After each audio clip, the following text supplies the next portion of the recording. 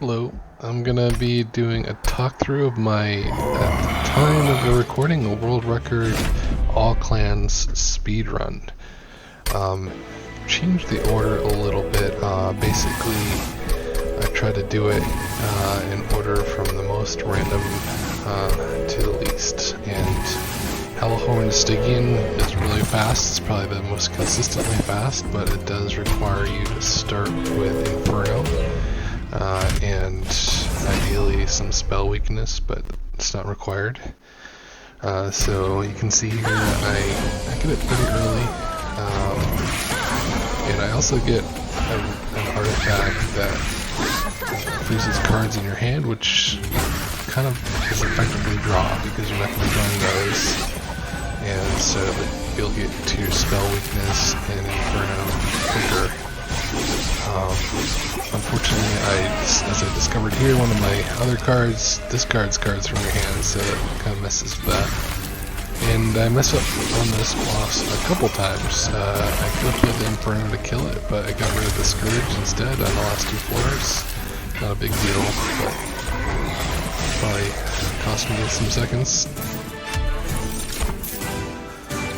And after the first boss, I get Energy Siphon, which is what I was looking for. Spell weakness to double the damage of Inferno. And I go here looking for holdover or doublestack. I don't find it. I do find holdover though. So just no doublestack on the Energy Siphon. And I start removing cards, starting with the one that discards cards from your hand so that the frozen effect isn't wasted. Here I choose to go for a unit draft. I don't know why I did that. It's 10 gold basically. And get Inferno pretty early, so this fight's really easy. And I even have the Energy Siphon to kill him on the first floor.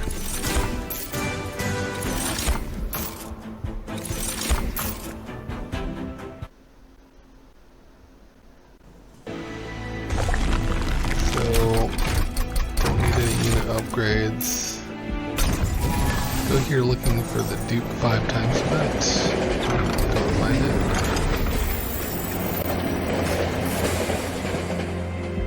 So, data list should be pretty easy. I have holdover Inferno.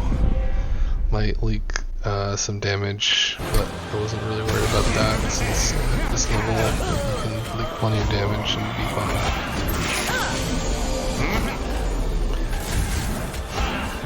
I'm playing all my units so that I get to my Energy Siphon quicker. It's something I do on pretty much all the clans that sometimes I probably shouldn't even bother.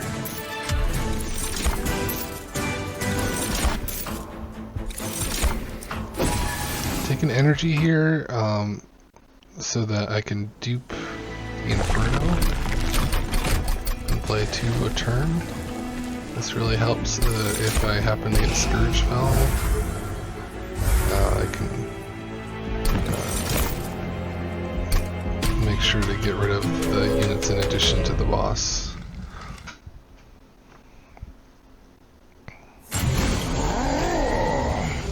Turn 1 Inferno is great. None of these enemies so I just start playing units so that on the actual boss I have as many Energy Siphons as possible.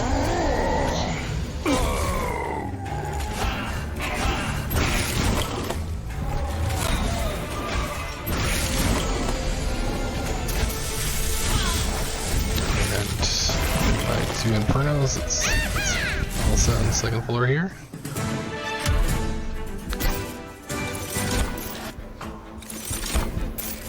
I'm not going as fast as some of the faster times on this clan combination, but it's going pretty fast. And finding doublestack here is really good.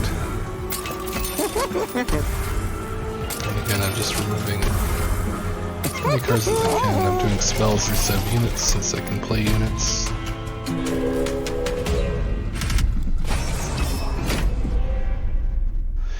And challenges don't really mean anything since nobody's going to get through to the pirate.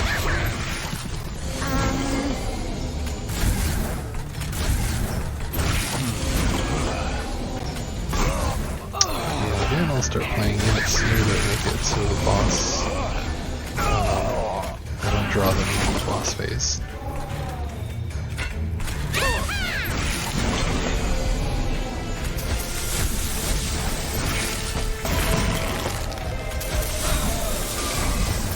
And again, 2 rounds of Infernos will kill the boss.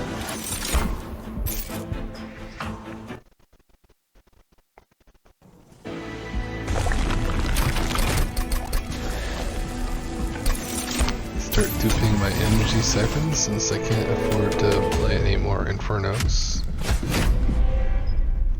And I'm gonna have taking draw after this boss, so I'm gonna have 6 cards that I can play, ideally 4 energy siphons and 2 Infernos.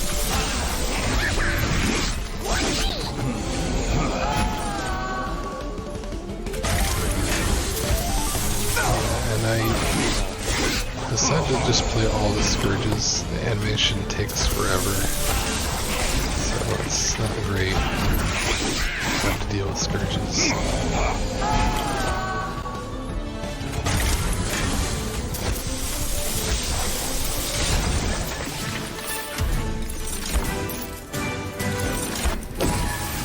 Okay, not a bad fell, considering it was Scourge fell. So I do get my 3rd energy siphon, so I just need 1 more, and shall get the final area. Ideally some card removal, but not required.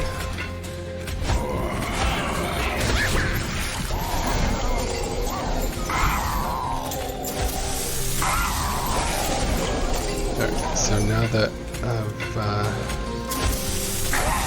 got enough cards played, I can start playing 1 Inferno a turn to get rid of the rest of my junk.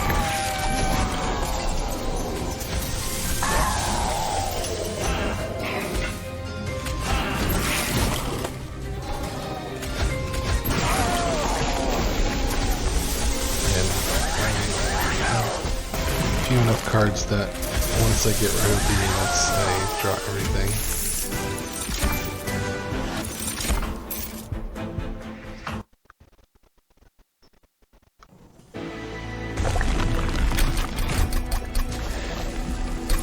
So I dupe the last card that I need, and I don't need holdover, I need.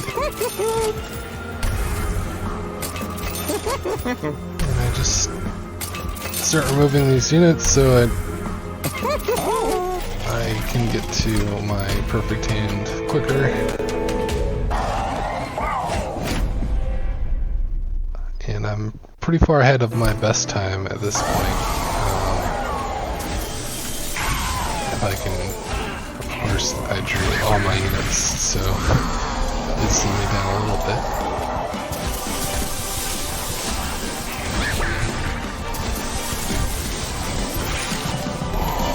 Now I have nothing but good stuff.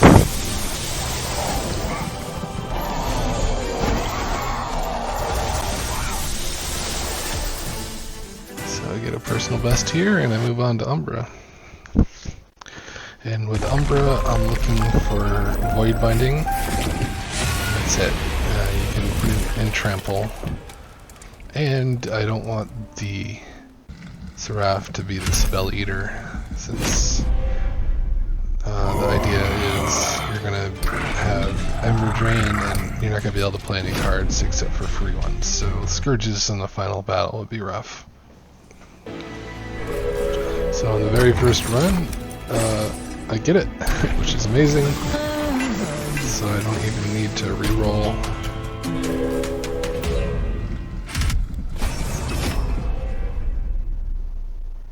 turn on, again, I turn on unit draft, which I don't need at all, but it's fine.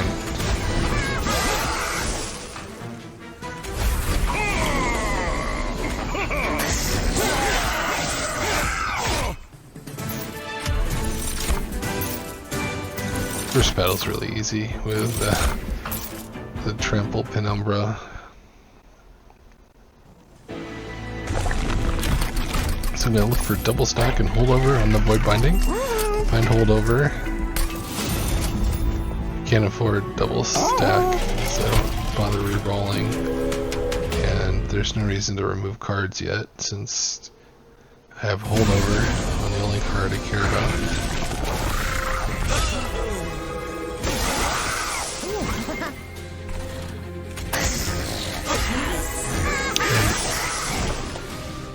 The artifact I started with does damage when you consume a card, and I started with some consume cards, which is nice.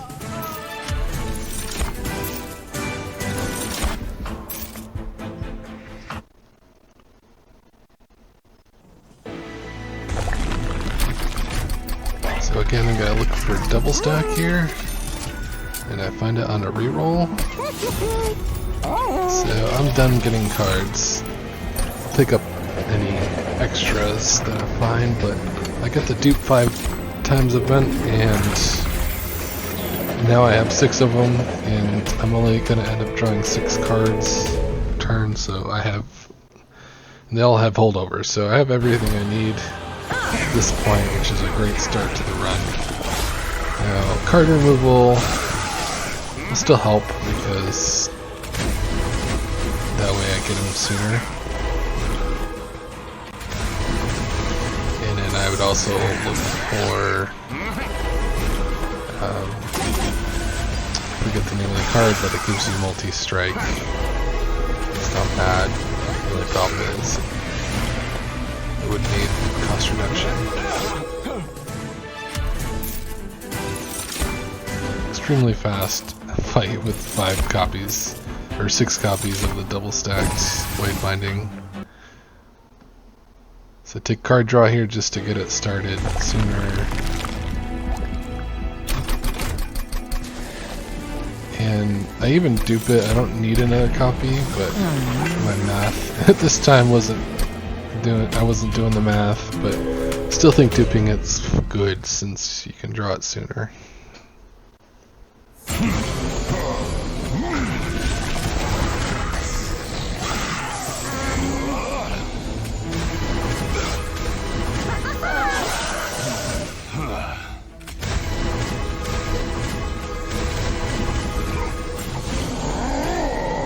But yeah, every fight from here on out is just playing 5 void bindings a turn and winning.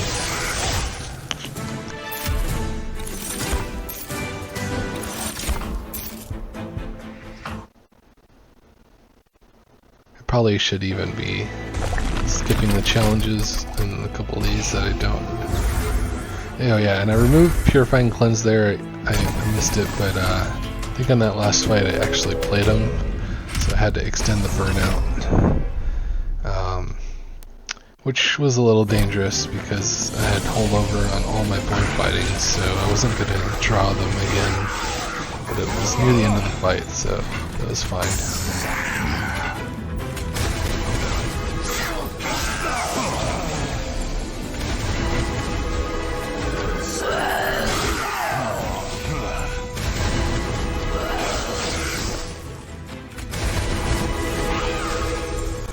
This thing about this strategy is it actually works at Covenant 25. I mean, you need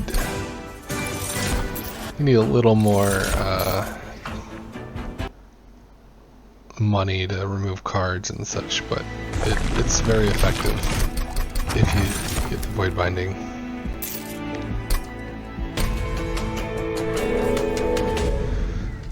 I looked for an artifact there because there's a couple that just speed things up a little bit. It's worth a couple seconds to look at it.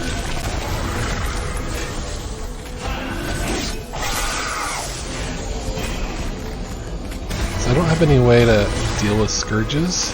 However, once I've drawn all of my void bindings, those are the only cards I'll draw, so I only have to deal with it once.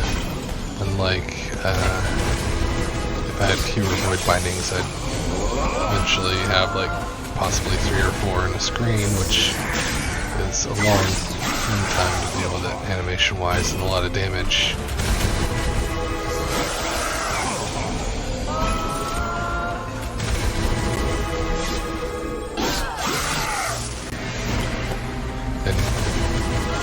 For that reason, I make sure to play every void binding, even though I don't need the damage shields.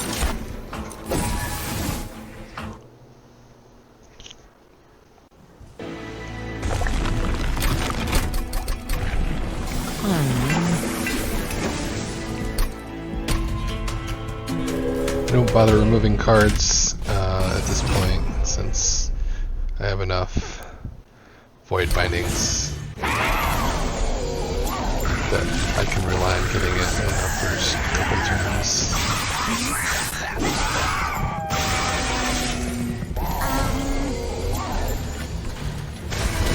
And I also have the prismal dusts if I don't.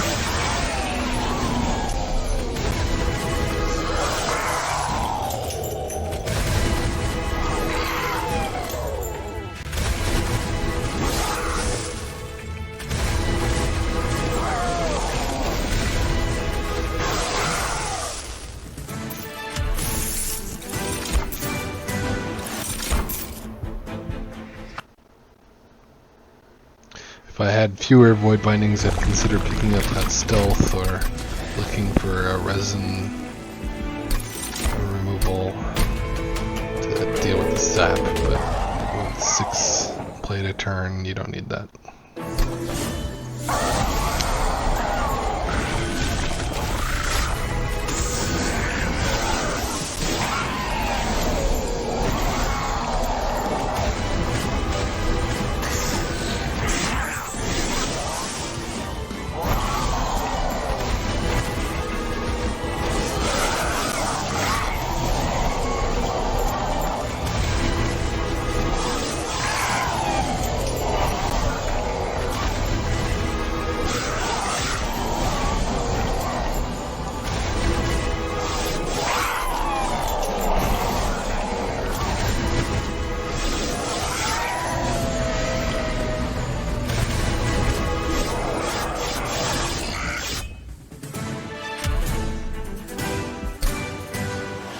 Another really fast start, and here I'm getting into Melting Remnant, which is my weakest clan as far as speedrunning goes. It just seems to take forever for me to do reform related activities, so I go in and I probably make a big mistake here. So I go in and I consider going into Convenant 0. And the idea is I want to look for artifacts that will help me out.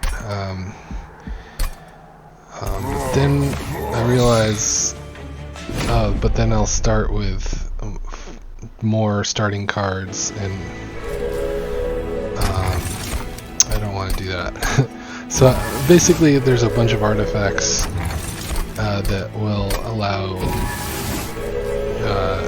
you to play a shadowsiege, and I feel like I have a really good run here, and I can usually win pretty consistently with the Burnout Rector, but it's often kind of slow, so I decided to pick up the first artifact that will let me play a shadowsiege, which also has a Burnout Rector. So I find the units cost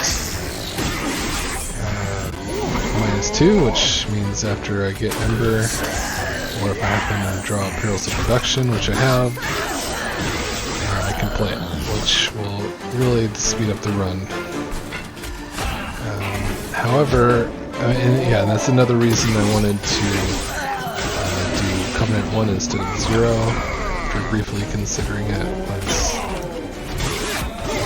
you can start with Perils of Production, and if you happen to get sketches of salvation, which is an artifact that lets you start with 4 units in the middle, that's fewer units you have to remove to get that shadowsiege. And as you can see, I got shadowsiege, so it's kind of working the way I'd hoped.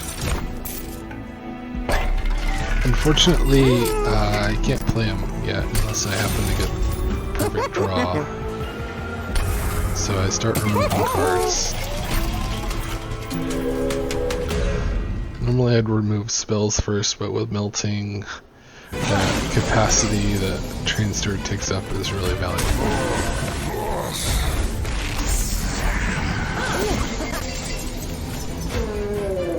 I think I'd play on the middle here. I don't know why I played on the middle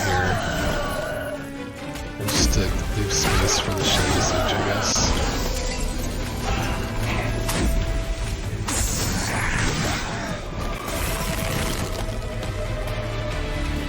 So I have the kill here, but I want to play shadowsiege, so I waste time doing it.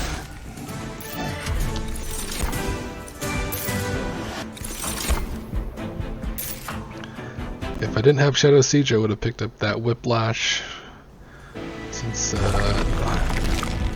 Burnout Rector is pretty good carry. Get quick on shadowsiege, and he is all upgraded, ready for post-Daedalus speediness. So here I think about my options. Do the one on each floor, since that means I can put the Rector Fliquor on the same floor as shadowsiege. I plan on duping the shadowsiege since I can play on every turn once I get the Ember production.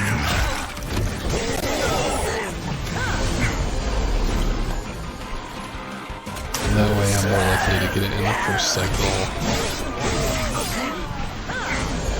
Well, I guess I don't need that for the first cycle, but I'm more of them out there is faster damage to the boss and the blind bosses.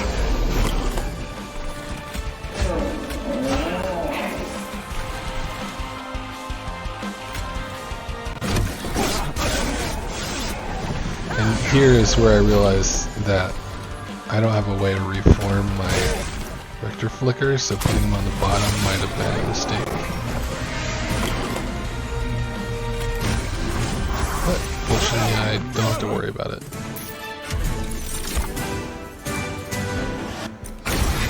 I wanted first Furnace Step and Trample there, but Trample's better with a 200 damage attack, I think.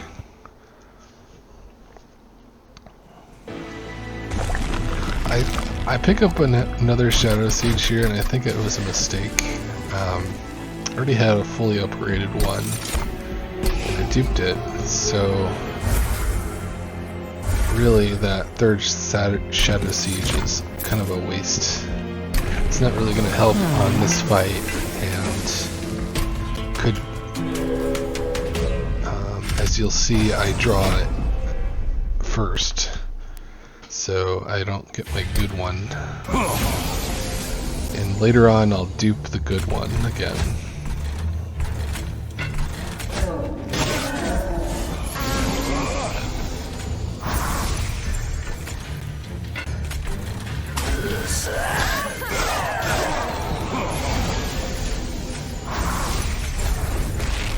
So here I can just start mashing the end turn button.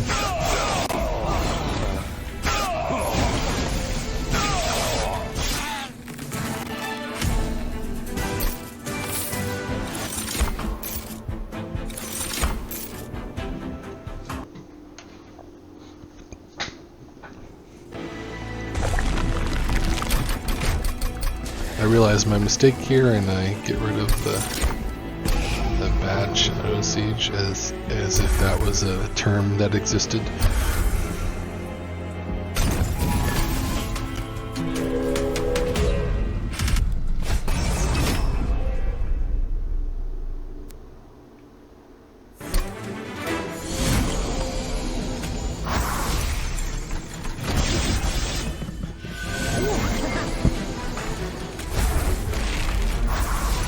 That trample, this bottom guy is actually kind of a pain in the butt.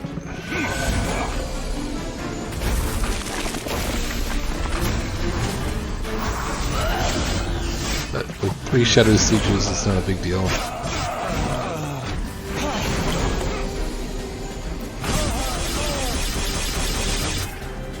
Managed to mostly kill the boss with 1.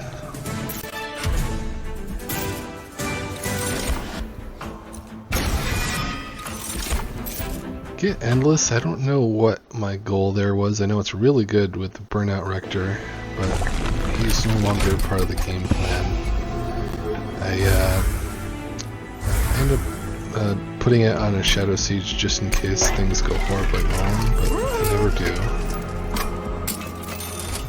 I have no idea what I was looking for in the spell shop there.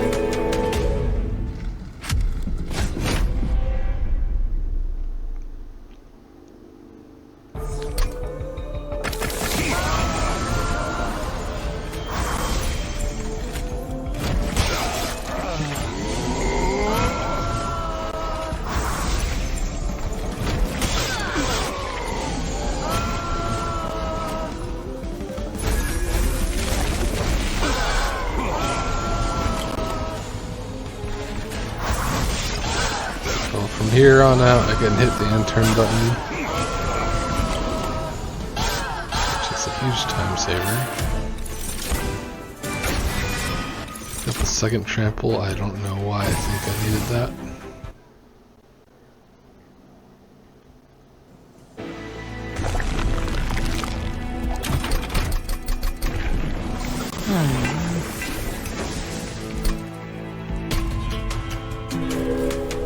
Champ's doing a measly 150 damage, so will be a non-factor.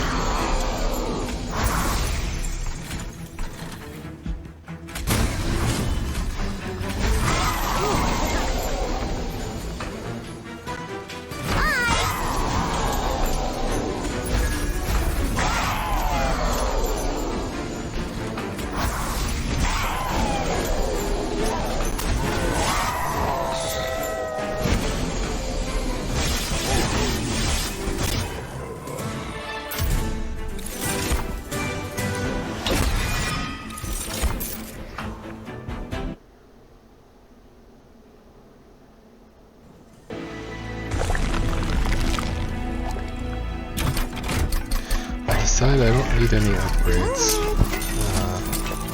but I can check anyway, or I don't need any spell upgrades or dupes, but I check the artifacts.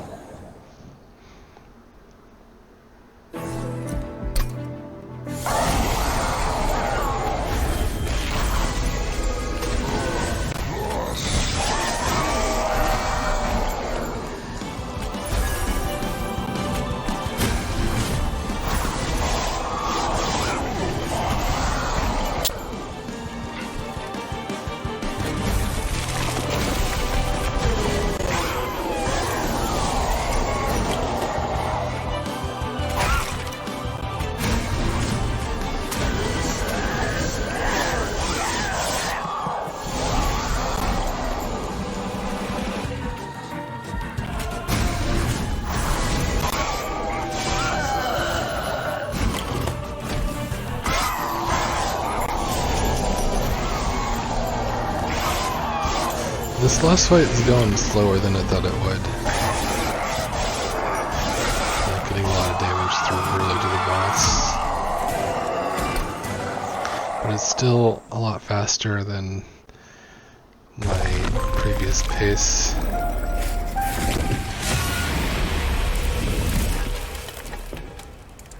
I'm about 3 minutes ahead at this point.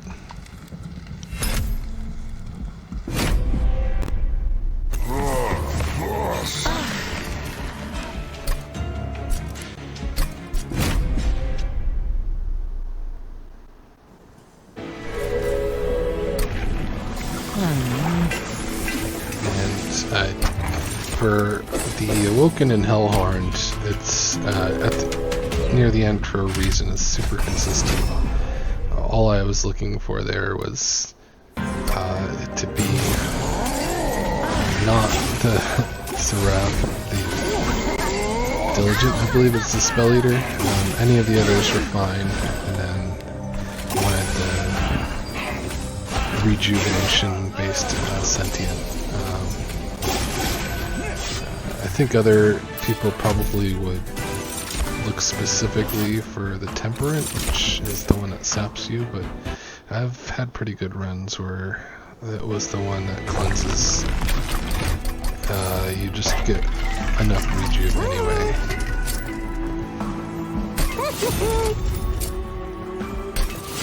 So here I'm just cost reducing all of my rejuvs, or restores, so that I can play them every turn.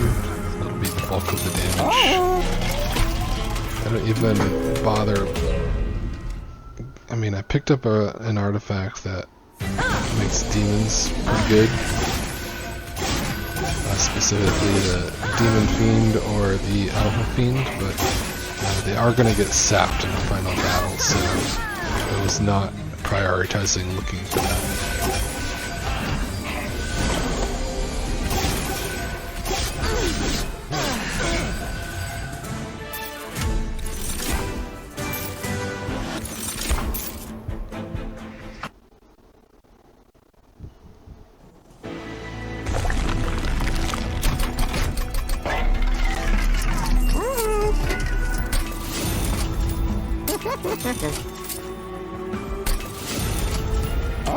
Yeah, the cost reducing restores. After, basically this is the last fight where torches are going to be that helpful. So I kind of want to remove torches. Trade swords are also pretty much outlived their usefulness at this point. So I throw them into the bomb.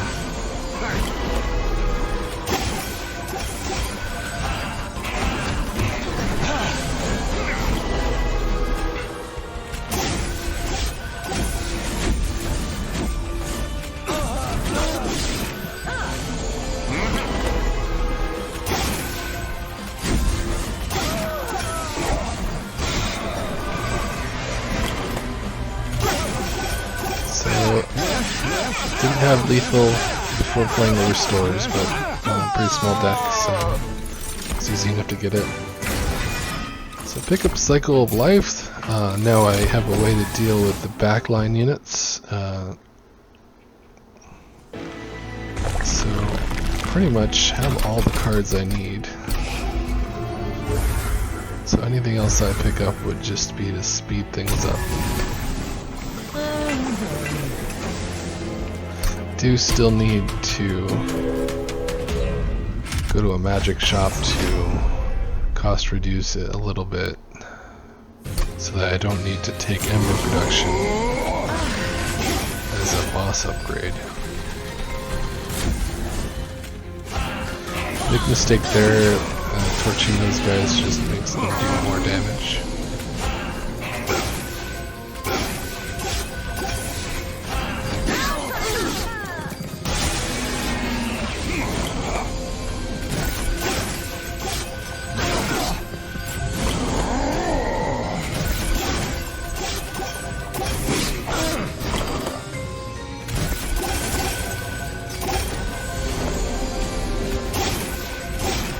Already lethal. I haven't quite figured out if playing restores when it's already lethal is faster than just hitting end turn. I haven't really compared. Holdover's available, but I don't need it because my goal is to remove the rest of my deck anyway.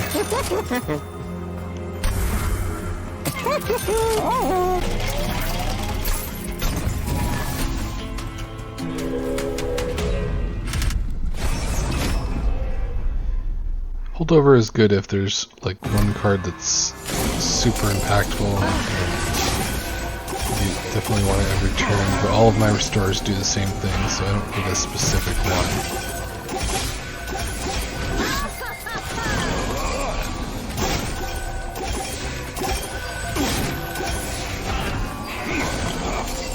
I'm already on this fight. Restores are doing everything, and this is before the champion gets upgraded. And having cycle of life for this boss is really good too.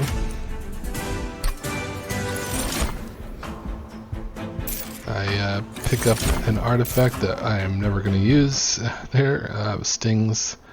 I mean, I could pick up one sting, but it's not really going to help that much.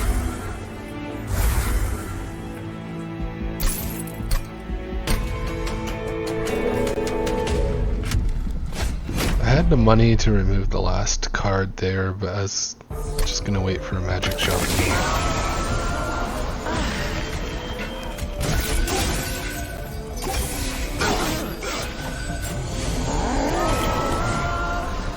And I could have set up on a floor above so that that guy didn't leak through,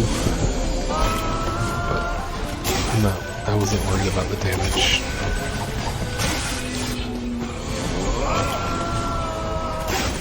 And then that means I kill the boss one turn sooner.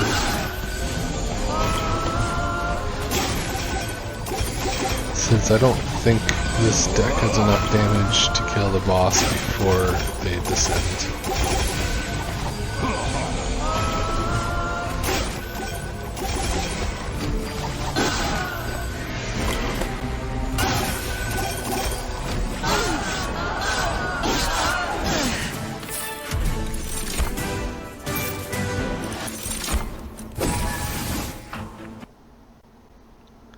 So now I'm playing 5 restores, a cycle of life. I believe I duped a restore too. No, I didn't. But, and I'm drawing 7 cards, so I actually can pick up the additional card in this next fight and also dupe a card in the final area. And I was thinking about that when I was getting to the reward screen.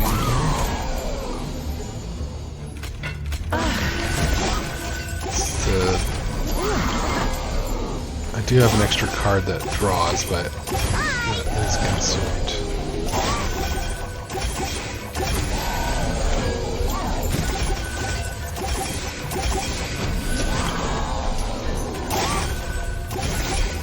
It's absurd how powerful these basic cards are in this Covenant level.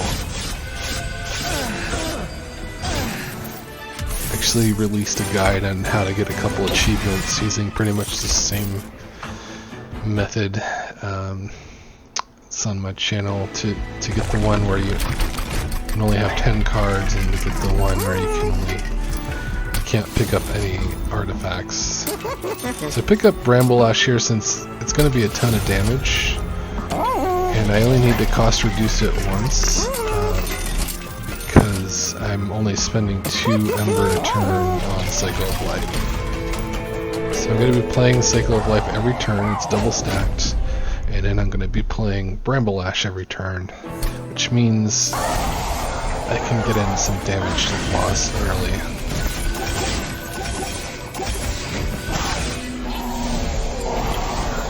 Probably could have set up on the top floor and try to do an early boss rush. But since I don't have any way to hurt the people on the bottom floor, there wasn't really any difference. And getting that Bramble-Ash in on the boss requires some thinking, which is slow. I still do it. Probably should just jam the one key though. But as you can see, I got in basically 2 turns early, and way ahead of pace here. It's questionable at this point if I can beat the world record, since it would require one of my best Stygian runs, but I'm feeling really good since I don't need a lot of luck to at least get a fast time. I know at this point I know I'm gonna beat my personal best at the very least. And it helps that I got both the frostbite champ and the temperant on the first attempt, since those are the factors I'm looking for. And the starting artifact's really good too, since this is going to play very similar to the Awoken run. I'm going to reduce the cost of the restores, and remove a lot of the frozen lances, and just try to find somebody to put ahead of the champion there, since the champion can destroy bosses if they live. Pick up that was unfortunate sequence. I picked up sharpen to get spikes damage, and then I picked up a unit that has spikes damage, so it was kind of a waste.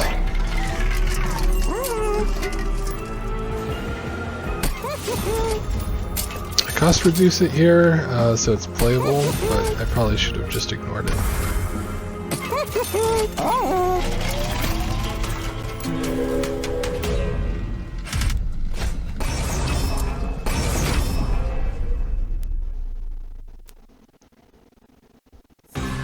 Turn on a unit draft. I do have an extra capacity. I don't actually know if you can get totems from the unit draft, but I do have space for one. Set up on the top floor, and I almost died anyway because I just didn't have enough restores out here.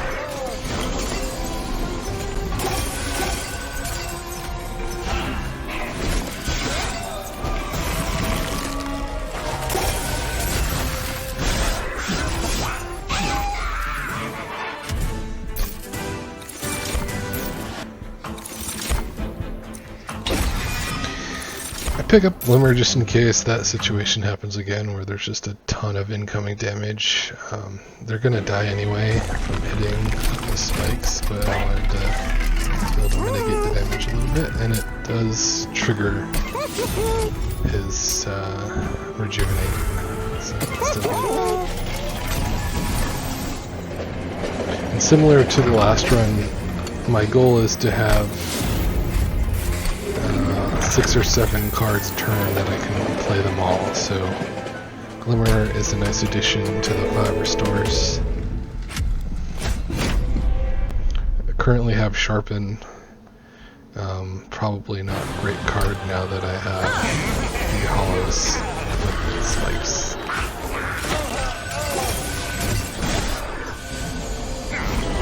So for that last card I'm looking to pick up maybe a source of frostbite, get boss damage early.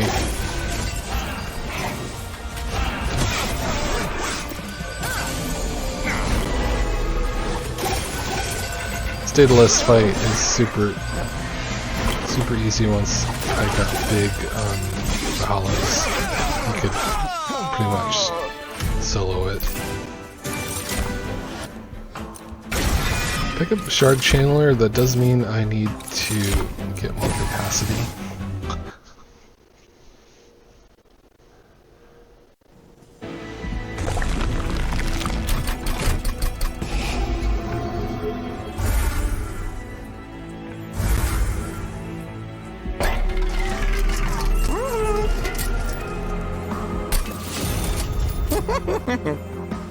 Money coming in really handy here. I have a lot of upgrades I want.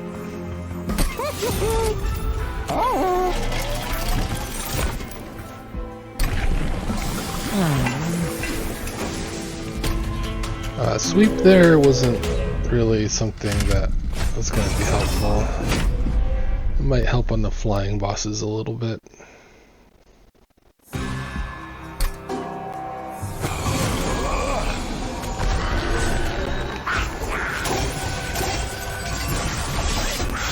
So this trial is just a total of 14 damage, which is kind of trivial. So just ignore him.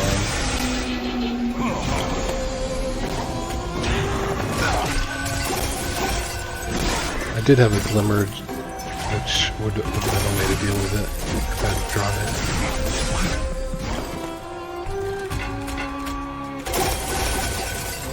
And that guy, I didn't need to attack.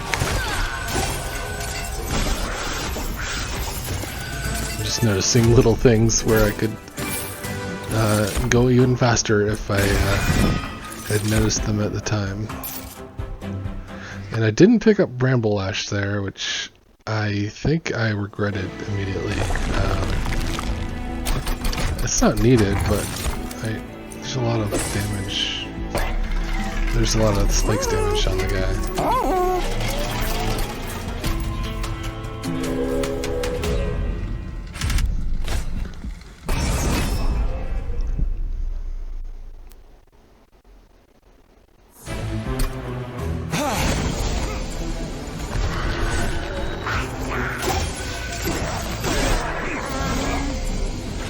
I did pick up that frost card, maybe that's why, since you only draw so many cards.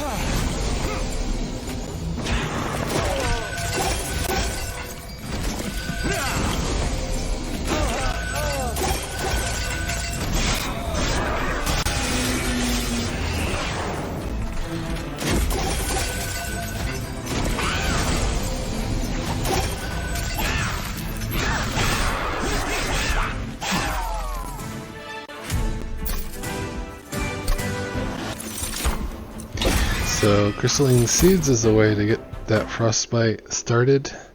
I have a way to double frostbite, so I can really speed up the final boss run. That's the goal there.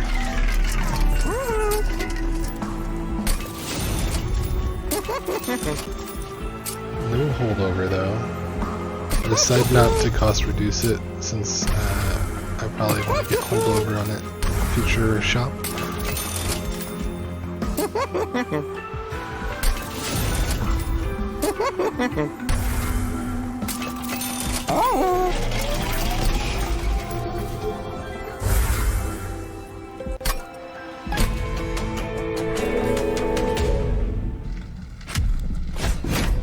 Actually, I have too many cards at this point. Can't draw them all.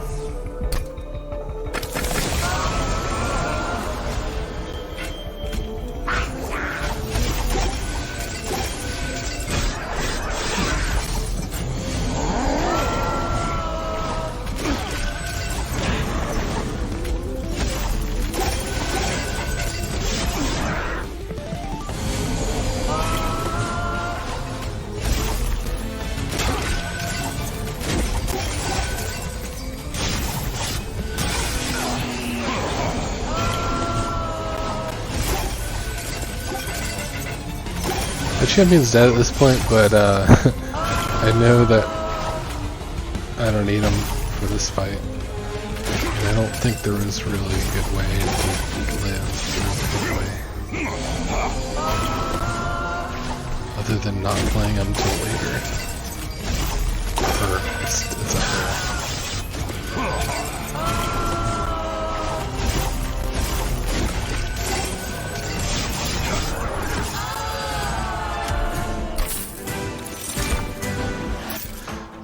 Think about spreading spores, but I already have too many cards to play. So I have plenty of spikes, plenty of regen, so I just want to kind of maximize the frost damage, since this next fight I'm not worried about at all. And I removed the sharpen since I already get that from stores.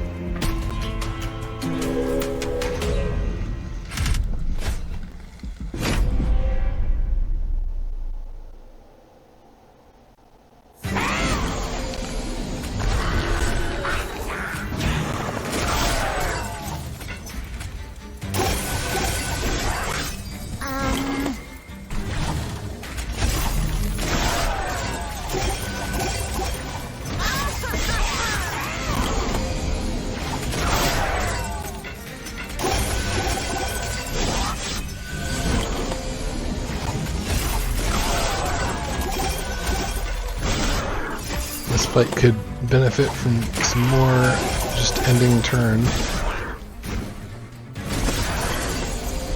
I realize on the second to last turn.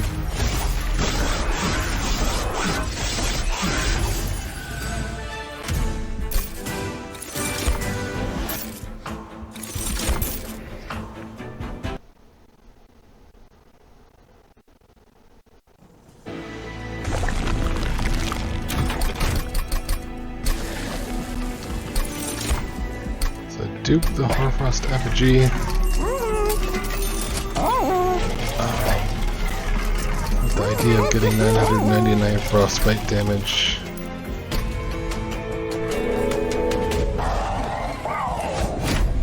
I do only have 64 pyre health, so I can't just ignore the mobs, unfortunately.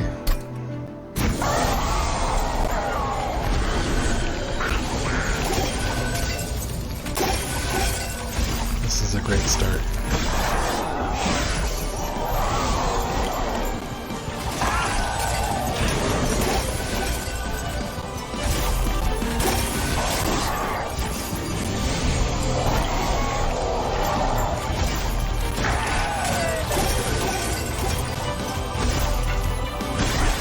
So, frostbite kill now.